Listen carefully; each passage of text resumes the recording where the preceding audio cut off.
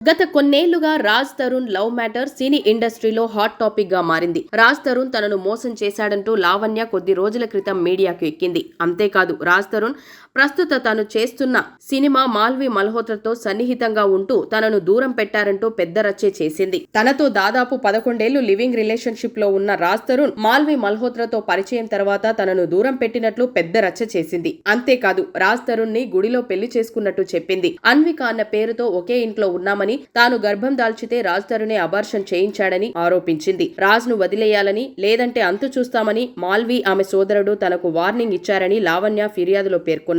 ఈ మేరకు medical reports దాదాపు 170కి పైగా ఫోటోలను పోలీసులకు అందజేసింది. వీటి ఆధారంగా రాజ్ తరుణ్ పై ఐపీసీ సెక్షన్ 420, 493, 506 కింద పోలీసులు కేసు నమోదు చేయడంతో పాటు నోటీసులు కూడా జారీ చేశారు. లావణ్యతో శేఖర్ మాట్లాడుతున్నట్లుగా ఉన్న ఓ ఆడియో క్లిప్ సోషల్ మీడియాలో వైరల్ అవుతుంది.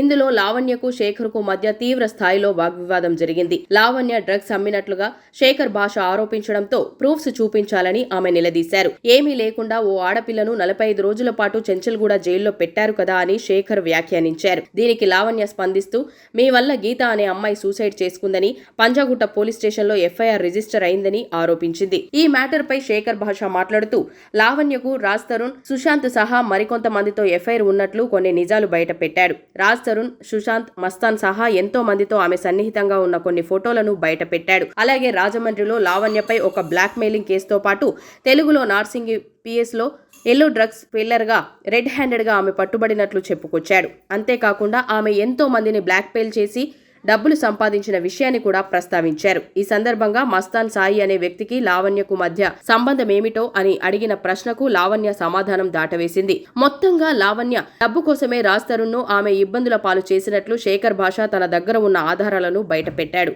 అయితే లావణ్యకు సంబంధించిన ఫోటో కాల్ డేటా అతని దగ్గర ఎలా వచ్చిందనేదే ఇప్పుడు హాట్ టాపిక్ గా మారింది.